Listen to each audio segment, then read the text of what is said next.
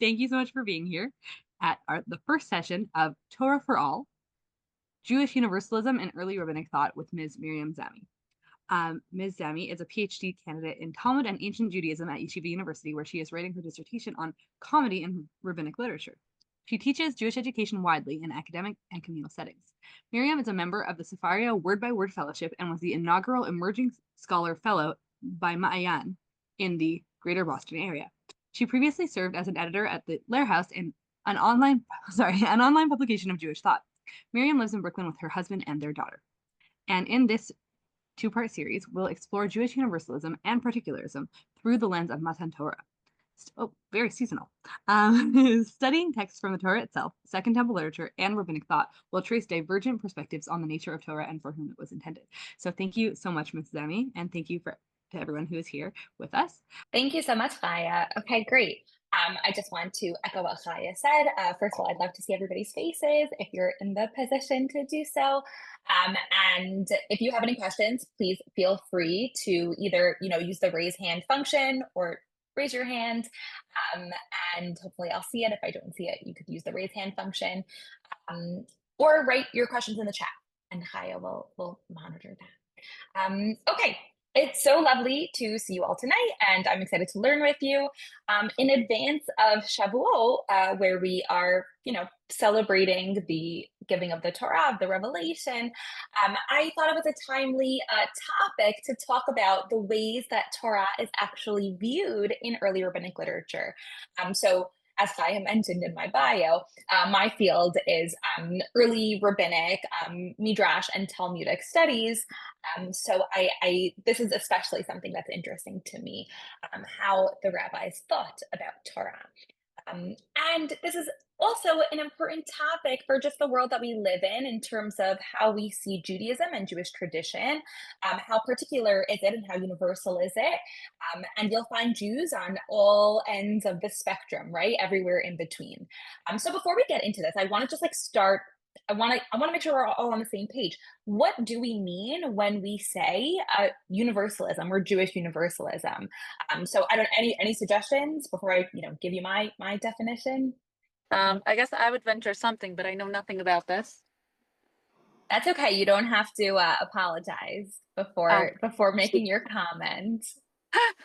That Jewish universalism, universally Jewish in that you don't have to believe a certain thing, or your religion doesn't even have to be a certain way, but it's something that may be inherently Jewish, like biologically Jewish. So by that standard, we are universally Jewish, despite what the belief is, just like the inherent biological aspect. Okay, so this is interesting. So we're actually going to go in a little bit of a different direction about what universalism and particularism might mean for us.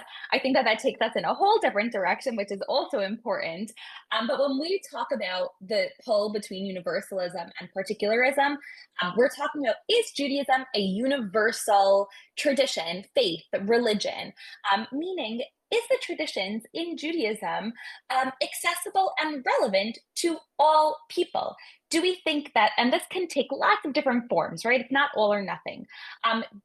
Is God the God of the whole world? Is our God the God of the whole world? Does the Torah contain wisdom that is relevant to the entire world? Or is it just for Jews, right? And a particularist attitude towards Judaism would say, we're focused on the relationship between the people of Israel, the children of Israel, and God, on that particular covenantal relationship. A universal perspective would say, no, we're focused on what are the universal values that Judaism brings to the world. And you might say something like tikkun olam, right, to better the world. All people are created, b'tselem Elokim, right, in the image of God. These are universal values that don't depend on you being specifically Jewish, that are actually relevant to all people and the entire world. Would anybody like to add, or go ahead, Rini. Thank you. I would say that the Torah God, that view is there is the one God, and the rabbinic God is a recognition that there are other competing gods. So I think it depends on the when. Good. Okay, so you're already getting us into this question of a chronological question, really a historical question. These are two poles that I'm presenting, but they probably exist in tension with each other over the course of history and over the course of Jewish history. And that is actually really what I want to show you tonight. And I think even within Torah sources, even within the biblical sources, we'll find a tension between these different ideas. Any other questions before we dive into the sources? Okay, I'm going to share my screen. Saya sent the source sheet in the chat, so you're welcome to follow along on your own, or if you've printed it out. Great. Does everybody see it? Okay. And if you need me to zoom in or something, just please let me know. Okay, so I want to start off by looking at universalism in the Torah. And what we're really going to do over the course of tonight and next week is trace this train of thought really from the Torah through Second Temple literature and into Rabbinic literature. And we're going to actually find two different ways of thinking about it, especially in the Rabbinic text. So I want to start first with Torah sources, with the biblical sources. So if you look at source 1, right, we'll find a lot of biblical texts actually that express a universal value, a universal idea about God and about Judaism. And you'll find this especially in the later prophets and the later Nevi'im, like Isaiah, Zechariah, and in texts like Tehillim. So let's first read this first source from Tehillim. Yoducha amin Elokim, Yoducha amin kulam. All people will praise you, right? The nations will praise you, God. All people will praise you. Yismechu v'yiranenu le'umim ki tishpat amin mishor u'lamim ba'eretz hanchem sela. Right? We say this psalm, right? Nations will exult and shout for joy. For your rule, the peoples with equity, you guide the nations of the earth. Right? This is a statement of God as sovereign of the universe. This is like a very, classic Jewish statement, but it actually holds universal value. God is the God of all people. And this gets even further emphasized in Yeshaya's visions of a messianic future. God here is speaking to all the nations of the earth in source 2. Penu elai v'hivasheu kol afsei aretz ki ani el ve'en od, right? Turn to me and gain success, all the ends of the earth, for I am God and there is none else. Binishmati yatsa mipi tzedakah davar v'lo yashuv kili tichra kol barach tishabah kol lashon, right? By myself have I sworn, from my mouth has issued truth. Right? I have the ultimate truth and word that shall not turn back. To me, every knee shall bend, every tongue swear loyalty. Not about Jews. It's not painting a messianic future where it's just about the Jews. This is a future where all nations are going to be serving Hashem. And this is even further emphasized in the end of Yeshaya. Right?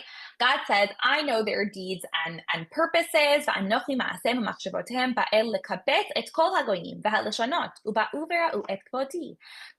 the time has come to gather all the nations and all the lishonot, all the languages, and they shall come and behold my glory. V'samti bahem ot v'shilachti mihem pelitim el hagoyim tarshish pul velud. Right? He says, I'll send a sign among them. I'll send them from survivors to the nations, right? To all the different nations that Yeshaya starts mentioning here, to all the distant coasts.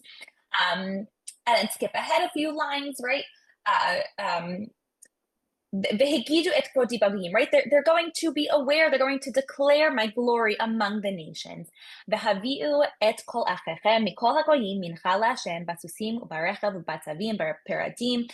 They're going to all bring, they shall bring all your kindred on horses, chariots, right? On everything. They're going to come to Jerusalem. They're going to bring an offering, a mincha la Hashem, just as at the very end, kasher yaviu b'nei Yisrael et hamincha bechli tahor bet Hashem, right?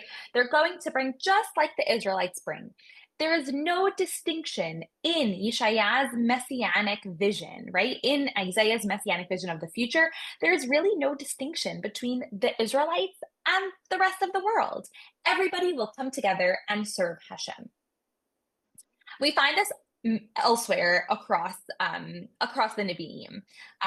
Another way that universalism, this idea that Judaism or Torah has universal value, is expressed in Mishle. And if you're familiar with Mishle is Proverbs, is actually very focused on something that we call wisdom. And wisdom kind of like with a capital W, like ultimate wisdom, chokhmah, right? What is this ultimate wisdom? And it identifies ultimate wisdom with Torah. And you can even think of I didn't bring this on the source sheet, but you think of the famous phrase, "Es chaim hi lemachazikim ba," right? She is a tree of life to all who behold her. This is a universal statement about Torah. Torah is not a particular thing of laws; it's this life-giving force. So let's read this quote over here, source 4. Right? It is wisdom calling and understanding. Tuna is raising her voice. It personifies wisdom and understanding throughout this text. She takes her stand at the topmost heights, by the wayside at the crossroads. Right? This is where wisdom stands. She's always at the top. She's at every gate. She's at every entryway. And she shouts out. She says something. Alechem ishim ekra v'koli el b'nei Adam. Right? She calls out to all of humankind, to all of b'nei Adam.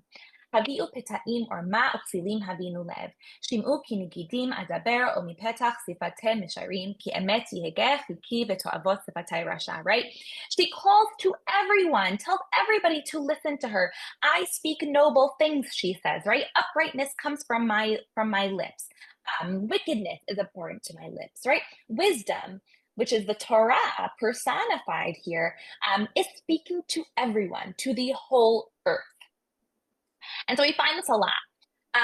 Now, this, of course, is not the main, and I would say it's probably not even the dominant sentiment in Torah sources, in biblical sources.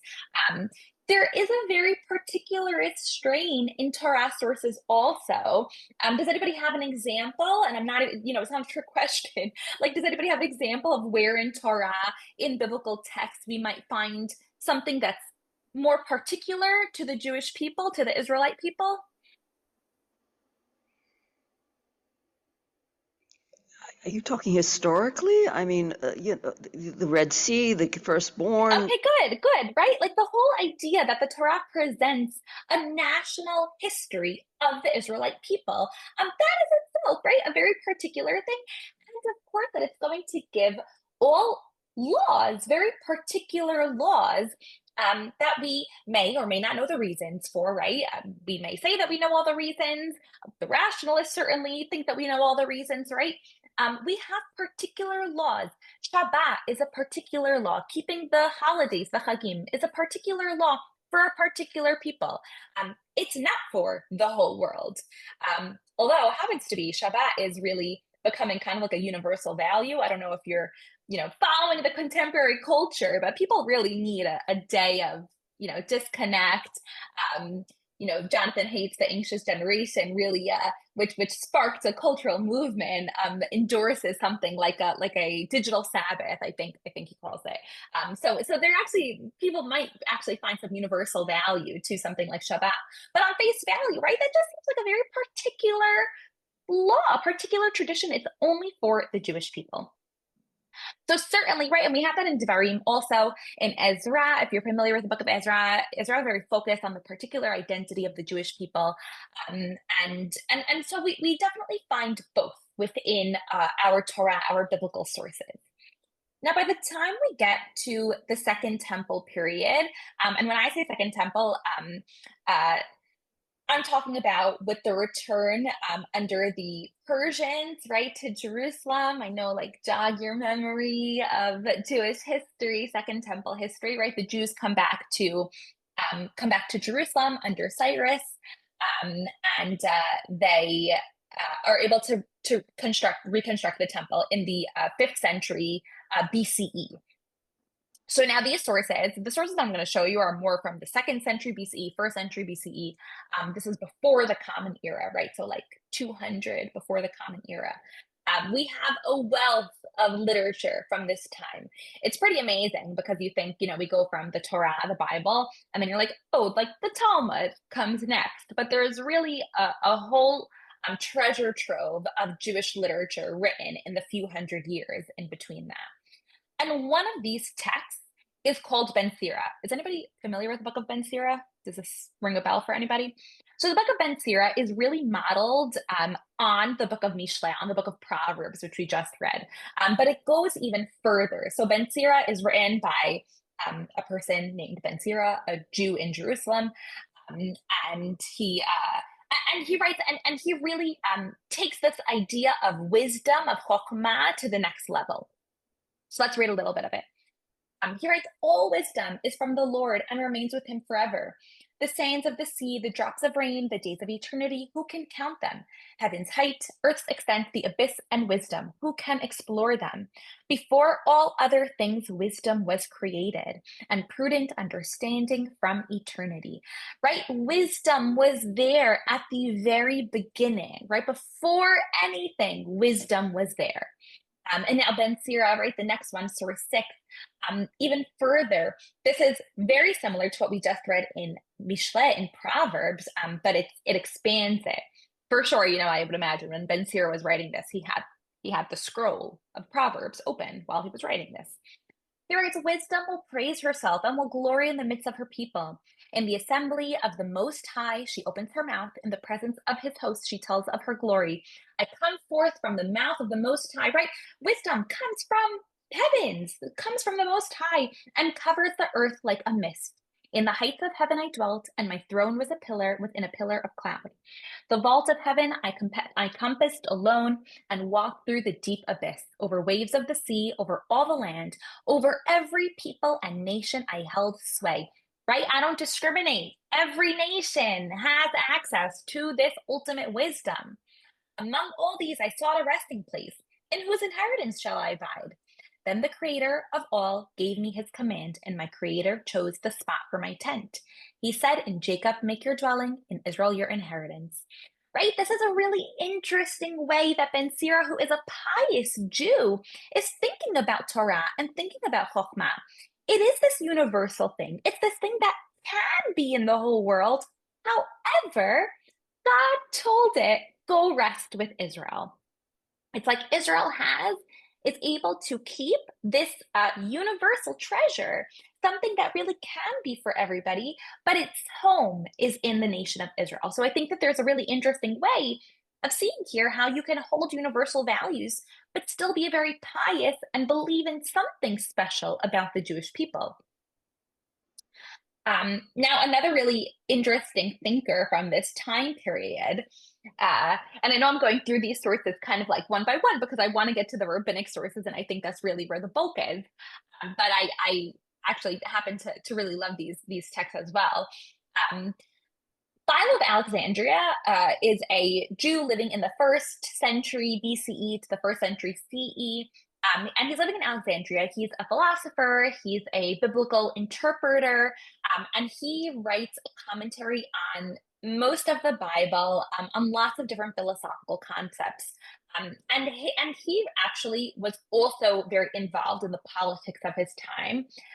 So during this time, the Jews of Alexandria were facing anti-Semitism, essentially, and what we would now call a pogrom. And they were really suffering from that. Philo was sent on a delegation on behalf of the Jewish people to the emperor in Rome to kind of plead their case. So Philo's really dealing with the world around him and making sure, and wanting to make Jews kind of look good to the world around them. So that kind of colors a lot of his interpretation. The way he interprets Torah and the purpose of Torah is, let's just read it, and then I'll hear your reflections. So this is on creation, right? This is his commentary on Bereshit, on the very beginning of creation. So he writes that the Torah begins with an account of creation because the cosmos is in harmony with the law and the law with the cosmos. And the man who observes the law is at once a citizen of the cosmos, directing his actions in relation to the rational purpose of nature, in accordance with which the entire cosmos is also administered. Right, let's break that down. What is Philo saying? What is the Torah? Why does Torah begin with Bereshit? It's a very famous question. Why does Bereshit begin with the creation of the world? Like, why do we need to know about God creating the world? Philo answers, because the law, divine law, God's law, is in harmony with the world, with nature. Torah law is equal to nature. It is natural, it is the cosmos, it is unchanging. And this is actually very similar to what you'd find in Stoic law, in Greco Roman ideas of divine law. So for Philo, Torah is rational. It is unchanging. It is it's natural law. And let's read even more on this in source 8. He writes about Moses, but Moses is alone in that his laws are firm, unshaken, immovable, stamped, as it were, with the seals of nature herself. Right? The Mosaic law, the law of the Torah, is equal to natural law. So the law, right, remains secure from the day when they were first enacted to now, and we may hope that they will remain for all future ages as though immortal, so long as the sun and moon and the whole heaven and universe exist. Thus the laws are shown to be desirable and precious in the eyes of all, right? Because they equal nature, right? Divine law equals nature. Everybody should find it desirable, not just Jews. All people of the world should find something valuable in Torah. Ordinary citizens and rulers alike, and that too, though our nation has not prospered for many a year, right? Even though, like, everybody kind of hates the Jews, is what he's trying to say. I believe that each nation would abandon its peculiar ways and, throwing overboard their ancestral customs, turn to honoring our laws alone. Philo has this really beautiful messianic vision of the future. He really believes if everybody just knew what the Torah said, everybody would follow the Torah. It is universal. Everybody from all walks of life, if they just, weren't so anti-Semitic, then they would just follow. That's really what he's saying. Then they would follow the Torah law. So So he's this is arguing this in front of the king, the Roman emperor. so good. So I'm not saying this necessarily to the emperor, but you're right to say that the environment that he's living in is definitely coloring his perception. He is he's not an assimilated Jew, he's an acculturated Jew. He grew up, he was trained in Greco-Roman schools, right? He knows philosophy, he knows Stoic philosophy, and what he's trying to do is interpret the Torah in a way that looks appealing to the outside world. It's not a bad thing. I think it's a great project that he has. He wants to make Torah, and he really believes it. He believes that Torah is totally in harmony with Greek philosophy. I mean, look, Maimonides thought that too, he wasn't the first one. Philo really believed, and I think he felt that that would help the non-Jews like the Jews better if Philo could show them that the Jews actually we all have the same values, we have the same universal values, right? That's what Philo's project really is all about, and he finds that in Torah. Any other reflections at this point? Any comments? I have a question about wisdom. Sure. Yes. The readings, it almost seems idolatrous to me, the way that they're presenting wisdom, and parenthetically that it comes from God. But it seems to me it seems like a very Greek idea. Wisdom is the idol, stands alone, and is very active in all this stuff. Yeah. Can I add another layer? You know what it might sound like? It might sound a little Christian, actually. And if you're familiar with any the theology of the Logos in Christianity, that's partly because early Christianity got it from Second Temple Judaism. I mean, these are, we today in the 21st century, we have these ideas of what is idolatry, what's in, what's out. That's all a product of the centuries, over time. The things that we consider to be out of the bounds, we're not out of bounds, and they were actually Ben Sira. We know because he tells us he's a very pious Jew. He reads the Torah religiously.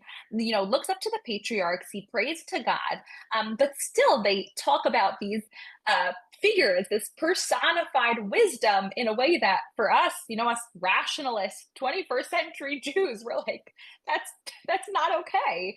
So I agree with you, and I think that learning, ancient texts kind of forces us to get out of our own mindset. So thank you for raising that. Any other go ahead. What I'm thinking, if again, very idealistic now of what Philo's purporting here. Yes. So to me, it's like, oh, the end of these would already be here if the non-Jews could put aside their preconceived notions and judgments and anti-Semitism. We would already be in Messianic era if everybody was loving each other and valued life the way, we do or we are supposed to. Yeah, so Philo's perception is definitely idealistic in that sense, where he sort of, he wishes and he really believes it. Like, he believed that everybody would just turn to the Jewish way. I think with these texts, and also, if you go back to Yeshaya, to those texts from Torah, what a person's idea of the messianic future is really tells you about what their values are.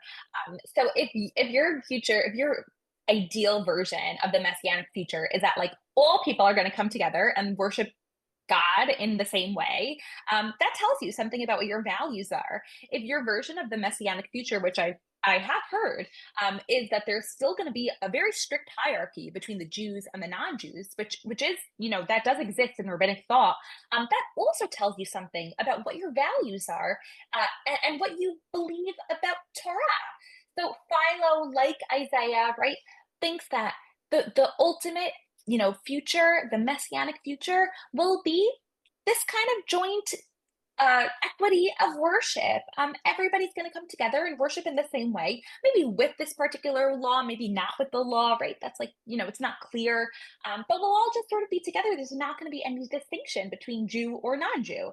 That is kind of uncovers a universalist outlook on religion. Other comments or questions before we move on to the rabbinic sources? Okay, great. So now, right, we covered a little bit of some universalist ideas. And by the way, these are explored especially for the Second Temple stuff. If you're interested, Malka Simkovich, who's taught for Drisha in the past as well, and she lectures widely. She wrote a whole book on Jewish Universalism in Second Temple sources.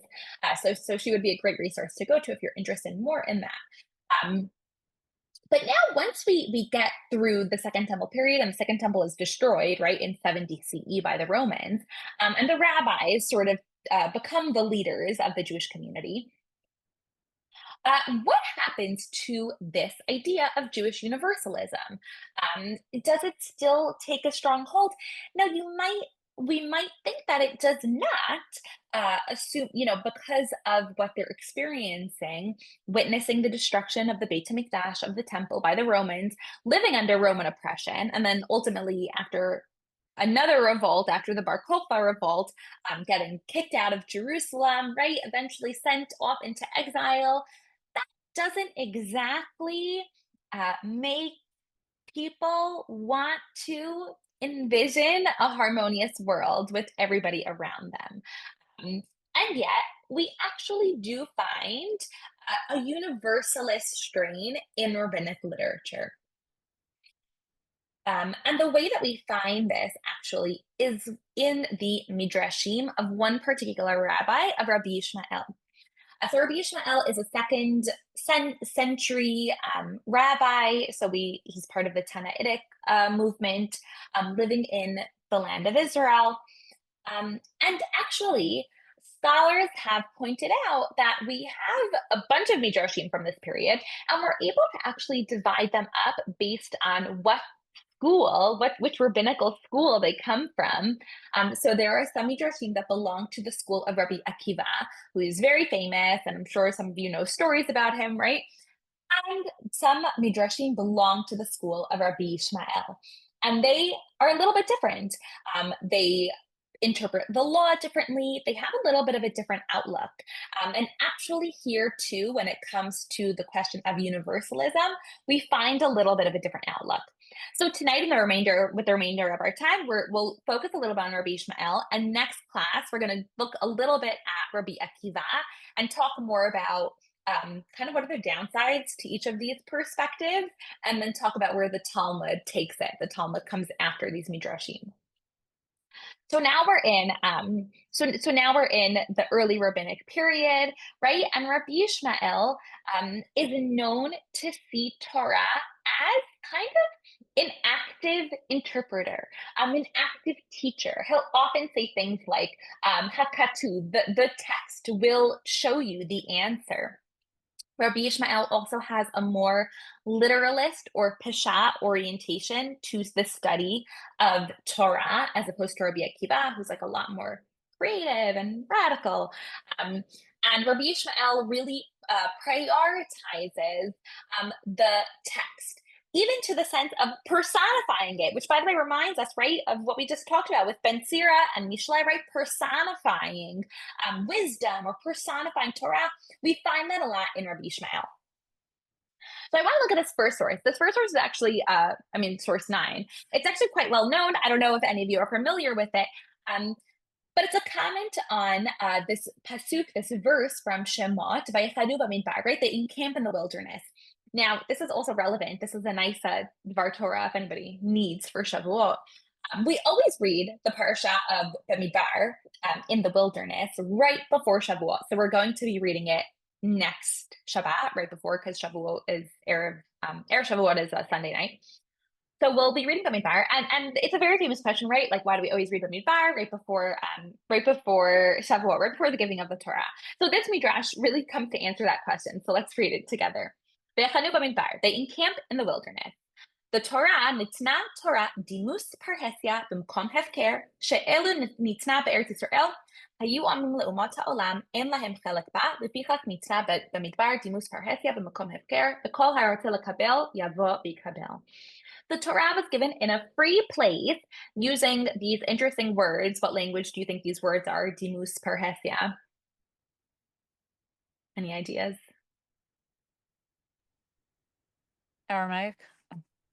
Okay, so it's a good, right. It's actually, they're actually Greek, which we find a lot in Midrash. We find a lot of Greek words. And I want to come back in a minute to why it's interesting that there's Greek words in this text. So the Torah was given in a free place, because if it had been given in the land of Israel, then the Israelites could have said to all the nations of the world, you don't have a share in Torah. But now that it's been given in the wilderness, right in the desert, publicly and openly, in a place that is free for all, anybody who wants to accept it can come and accept it. This is really like a radically inclusive picture of Torah and of Matan Torah, this idea that Torah is totally democratic. By the way, demos, that's the form for democracy, for democratic. It's totally free, right? Parhesia, also we know from Purim, it means like some sort of public. These are political terms, by the way, political Greek terms. Dimus parhesia, they have this political idea of freedom, essentially, being in the marketplace. So the Midrash is utilizing these concepts from Greek politics and saying Torah is free. It's democratized. Anybody who wants it can come get it. It's not just for the Jews. It's like a crazy idea that the Midrash is introducing. And it uses, I think it's so cool that it uses the Greek language to express this idea about how the Torah is universal. Greek in the ancient world was kind of like English today, right? It was the universal language, and it was a non-Jewish language. So the Midrash is making its point, speaking in the language of Umot Ha'alam, right? Of the nations of the world. So this is a very famous source about Matan Torah, about the Torah. I think it's really nice just in terms of access, thinking about who has access to Torah, who is Matan Torah for, especially even within the Jewish people, people themselves. One thing is to talk about the distinction between Jews and non-Jews, but even within the Jewish community, Torah has been the exclusive domain of men for most of history. And I think that this midrash really challenges that and says, no, it's not just for men. And it's not just for a certain kind of man who's literate and in the rabbinate. It's actually for everyone. It's a very beautiful concept. And I think that this idea gets even further highlighted in the next text, in the Sifra, which also comes from the school of Rabbi Ishmael. So let's read it. So it reads, Chavivim Yisrael, beloved are Israel. Bekeshehu mechanen, when God gives them a nickname, in mechanen ela b'malachei hasharet, he gives them a nickname of ministering angels, right? He calls them angels when he wants to give them a nickname. Shne'emar ki tzifatai kohen yishmeru za'at v'torah yivakshu mepihu ki malach Hashem tzva'otu. Right? So it quotes this pasuk from Malachi, for the lips of the priests keep knowledge and they seek teaching at his mouth, for he is the angel of the Lord. Right? The Midrash is making a three-part analogy here. It's saying that Bnei Yisrael, the children of Israel, are like the priests, are like Kohanim, and the priests, the Kohanim, are like Malachim, are like angels, according to this pasuk. So Bnei Yisrael are like angels. God calls them angels. How beautiful is that? And now it's going to explain that analogy. And it's going to tell you, well, what are the implications of being called an angel? בזמן שהתורה יוצאה מפיו, הרי הוא כמלאכי השרת, ואם לאו, הרי הם כחיה וכבהמה שאינה מחרת את קונה. At the time that the Torah comes from his mouth, he is like an angel, and when it does not, he is like a beast and an animal that knows not its creator. Let's finish reading this and then we'll unpack it all together. Chavivat Torah. Beloved is Torah. Keshesha'al David melech Yisrael lo sha'al ela Torah. When David, the king of Israel, asked, he only asked for Torah. Shne'emar, right? It's going to quote from Tehillim because the rabbis believe that David wrote Tehillim. Tovata umetiv lamdeni chukecha, right? You are good and do good. Teach me your laws, right? Give me Torah. Tovecha adif alai v'al kol ba'eh ha'olam ya'adif tovecha alai v'lamdeni chukecha. Your good has been ample to all who come into the world. Let your good be ample to me and teach me your laws, right? The Torah has been good, right, to all who come into the world. And David asks for it extra for himself. Now, why is this an important source? What is the designation of Bnei Yisrael as angels? What is it dependent on? It's dependent on them keeping Torah, on doing Torah. Now, this might sound obvious, but actually, this is very important. The Midrash does not say you are like angels because you're born Jewish and you have an essential difference from everybody else in the world. You're inherently better. No, it doesn't say that. It says the opposite. You're not inherently better than anyone else. The only thing that raises you to the level of an angel, right? The only thing that allows you to have any divine quality is being attached to the divine word. It's being attached to Torah. Otherwise, what does the text say? It's very strong. It says, you're like an angel if you keep Torah. And if you don't keep Torah, what is it? You're like an animal who doesn't even know its creator. Torah is responsible for raising Israel to a divine status. Bnei Yisrael, right? They don't have an essential, inherent difference that makes them better than other people. The only thing that we have, is Torah. And if we keep it, then we can, be considered like angels. Otherwise, we're barely even human. This is very significant, and it's you might be familiar with later debates about this. It's the conversation around essentialism, right? Is there anything? Do philosophers think that Judaism brings any kind of essential difference? And this Midrash says, no, there is no essential difference. Torah is available for everybody, and as long as you keep it, then you can rise to the level of angels. Now, the next source is actually a continuation from the same midrash. It's actually a very long midrash, and these are only bits and pieces of it. But it continues this theme about Torah and about all people. V'zot Torah Adam, right? This is a quote from Shemuel. This is the Torah of man, of Adam, of humanity. Nimtet Omer. You may say, Shalosha Ketarim, there are 3 crowns. Keter Torah, the Keter Kehuna, the Keter Malchut, the crown of Torah, the crown of priesthood, and the crown of royalty. Keter Kehuna, Zacha Aharon V'natzlo, right? The crown of priesthood, Aaron, Aharon, he won it and he took it, right? He's got the priestly line. Can't take it from him. Keter Malchut, Zacha David V'natzlo, right? The crown of royalty, David merited it. He won it and he took it. Hare Keter Torah Munach, right? However, Keter Torah, the crown of Torah, rests in place. כדי שלא ייתן פתחון פה לבאי העולם לומר, אילו היה כתר מלכות וכתר כהונה מונחים, הייתי זוכה בהם ונוצרן. Right? We leave it in place so that it doesn't allow the rest of the world to say, had the crowns of priesthood and royalty been available, I would have taken them. So by extension, right, the Midrash is going to fill in. Hare keter Torah munach lekol ba'ei ha'olam.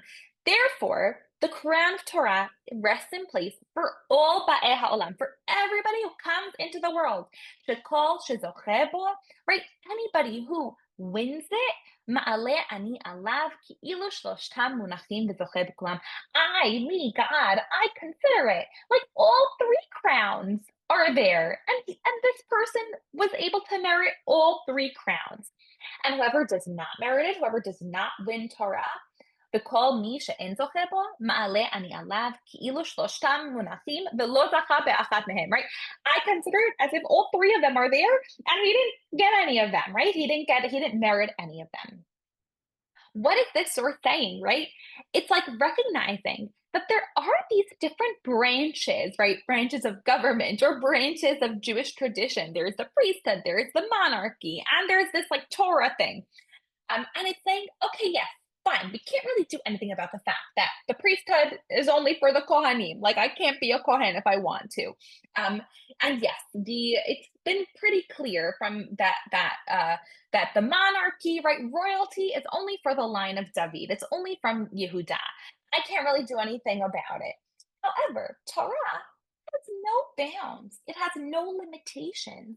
And the Midrash plays on that in a quite radical way to say the Torah is there, Keter Torah is there for kol ba'ei ha'olam, anybody to come take it.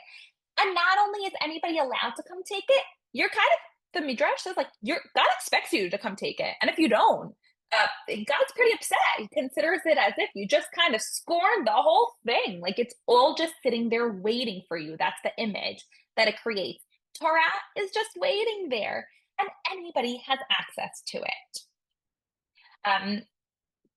These ideas, I think, are actually, like I said, I think, first of all, they're very creative, building off of the pasuk that it's based on, Zot Torah Adam, right? Torah of Adam, of the every person, of any person.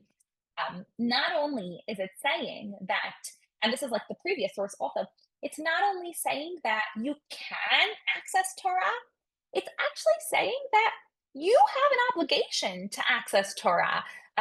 Not just Jews, really anybody in the world can and should access Torah. I'm going to pause. Any comments or questions on these sources?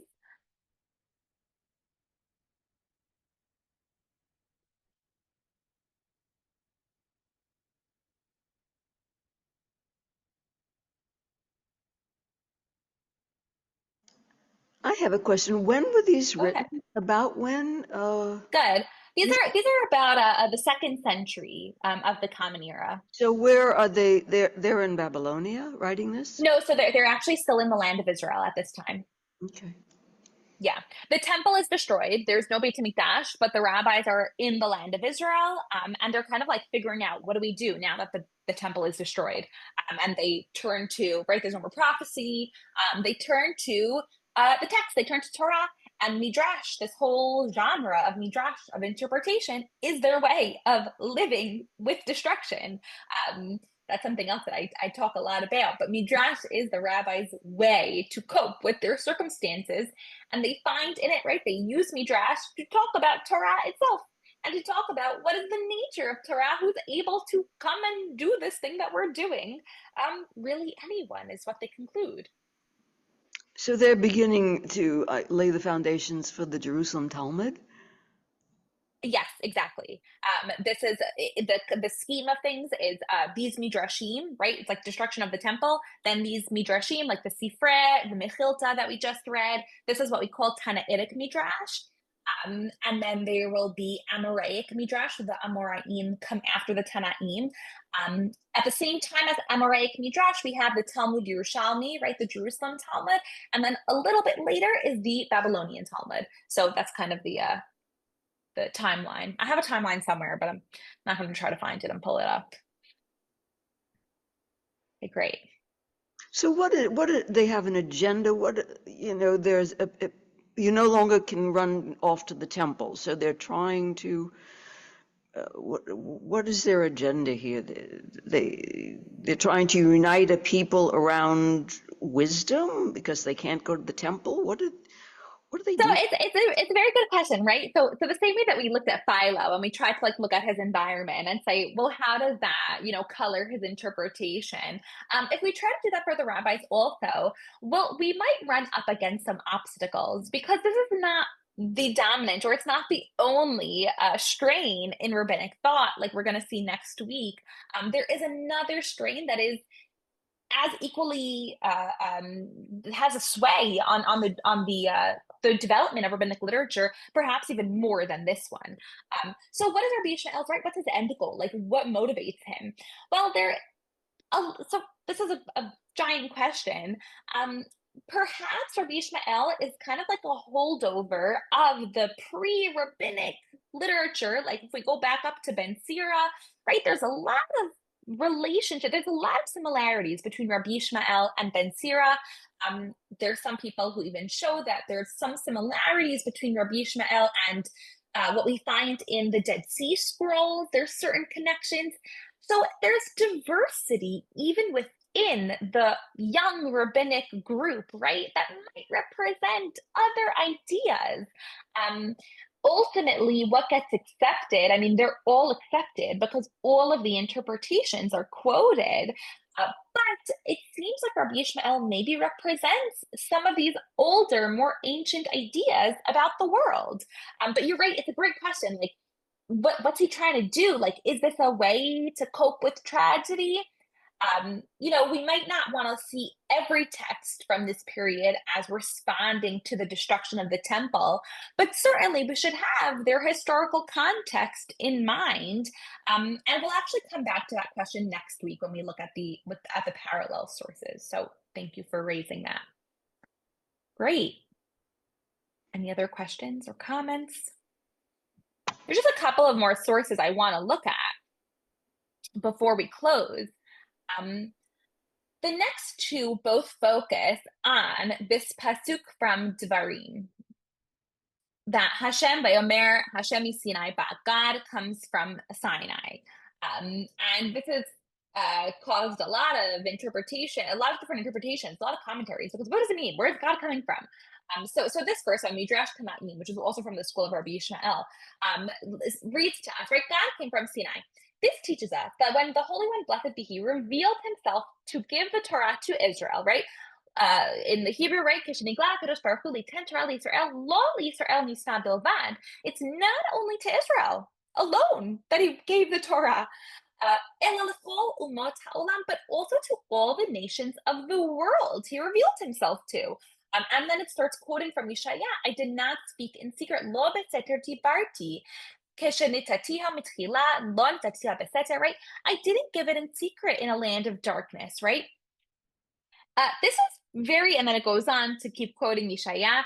It seems like God's original intention was to give it to everyone, not just to the Jewish people. And this becomes the foundation for the next midrash, which is very famous and any of you went to a Jewish day school, this is probably something that you might have learned. I know I certainly did. This midrash says, and we don't have to read it in the text, we only have a couple of minutes left. But this text presents a really interesting story that the nations of the world, all the nations of the world, were asked to accept the Torah. Right? God goes to every nation before he comes to the Jewish people and he says, do you want the Torah? And they're like, we could read it one by one, right? He goes to the children of Esav and he asks, do you want the Torah? And Esav says, the children say, what's in the Torah? And God says, do not murder. And they say, nope, can't do that, can't not murder. So move on. And this repeats a few other times. And then God asks the Jewish people, and they say, "Na'aseh v'nishma," right? We will do and we will listen. And then it adds this clause, right? Mipnei ma lo nisna Torah be'eretz Israel. Why is the Torah not given in Eretz Israel? It's a great question. Why not in Israel? And we saw this question before in a different form, and it says shelo liten pitron peh le'umot ha'olam, so that they shouldn't have an excuse. Lomar lefi shenitna be'eretzo lefichach lo kibalnu, right? It's similar to what we read before, that the nations shouldn't say, because it was given in Israel's land, therefore we didn't accept it. Nobody offered it to us. And this whole midrash is to say, no, God did offer it to you. And the rest of the midrash is very similar to what we read earlier about the dimus and the parhesia, that it's public and free for everyone, like desert, like fire, like water. These are things that are just open for everybody. They're free to all who come into the world, so too is Torah. This text is very famous, but it does actually encourage us to think a little bit of both sides of this universalism idea. On the one hand, this text presents that the Torah was offered to everybody, meaning it contains something that every nation can have. However, at the same time, what does this text tell us? Well, all the other nations rejected it. So now it's the property of Israel alone. So this text, I think, is a good transition text to what we're going to talk about next week, because this one presents both sides. We have a sense of Torah as something that's universal, that can go for anybody, but that everybody else rejected, except for the Jewish people, except for the Israelites. So there is a little bit of this tension between the particular nature of Torah and the universal nature of Torah. But we'll keep that for now, until next week, what this particular nature of Torah could look like. There is a whole separate strain of Jewish thought that really disagrees with everything that we've said so far, that argues that if a non-Jew studies Torah, they're deserving of death. That's hyperbolic, and I don't think they meant that literally, but there are still some ancient rabbis who did say that. So how could there be such a disparity between these two ideas? That's what we're going to focus on a little bit more next time. But for tonight, what I really wanted to show you is this universal idea of Torah. Torah is not just for the Jewish people. Not only is it not for the Jewish people alone, it actually has so much wisdom for everybody, that not only can they access it, they really should access it. Like, it would be better for their lives. Like, to go back to Philo, it would be better for everybody if everybody just followed the Torah. And to go back to, one text above, to the Sifrei, right? If you do, right, God really kind of relies on you to go accept Torah. Like, that's for everybody. I think this is a very nice idea. There are downsides to such a universal picture. Does anybody have any suggestions? What could be wrong with this beautiful picture of this universal Torah? We could talk more a little bit about it next time, but I want to start thinking about it. Does anybody have any ideas, right now? What could be wrong with this beautiful, harmonious image of Torah for everyone? Does the Torah ever mention like how to relate to a non-Jew? Because maybe the non-Jews wouldn't love them being written in, the Jews' Torah, and it puts them in a negative light, and that's a weird dichotomy there. Okay, so you're bringing up something important, which is that the Torah itself really does, and this is kind of what we started with. It does talk about the Jewish people as a particular people, as a nation, in contrast to other nations. We're going to read in this week's parasha, and by crowd, we read all the time, right? Don't copy the other nations. Don't, when you get into the land of Canaan, don't do what they do. So there is a sense that there is definitely a distinction, right, between these different ideas. Good. On the other hand, what if we say like, okay, fine, so let's just like keep all the universal stuff in the Torah, all the like good things, like honor your parents, like those are things that everybody can get behind. What might be the problem with expecting or wanting the entire world to get behind one program? Could there be anything wrong with that? Well, there's reality, Which is that there are multiple approaches to the divine, and these writers I think, are well aware of that. Certainly, Rome. right. They're dealing with Rome, first of all. Good. They're dealing with Rome. If you think of what's a religion that has this is really dependent on this universalist understanding of God, that's Christianity. And what does Christianity do? Well, if you really believe that everybody should believe in what you believe, that can have very dire consequences, actually. That leads to things like the Crusades, right? That actually leads to tyranny and imperialism. That's the downside, right? That's the dark side, the underside of universalism. But we'll talk a little bit more about that next time. Universalism, like in the way it's presented, sounds beautiful, harmonious. Everybody worships one. The downside of that is if you believe it, that can lead you to force other people to believe what you believe. And that's probably not good for anybody. But we'll talk about that a little bit more next time. So for now, we saw some really interesting text. I'm going to stop the screen share from the Torah through Second Temple sources and through Rabbi Ishmael in early rabbinic literature about how Torah can contain universal wisdom and might be accessible and relevant for everybody, not just Jews. And next time, we're going to focus on kind of the opposite, the parallel idea that no, Torah is particular, it's only for Jews. And we'll talk about, what are kind of the pros and cons of each, and where do we stand today, and how could we make sense of this for us in our contemporary lives? So thank you for joining me. If you have any other questions or comments, I'm happy to stick around for a couple more minutes, but I thank you for learning with me, and I look forward to next class. I'm going to just pause for any last questions. Miriam, I have an off-base question.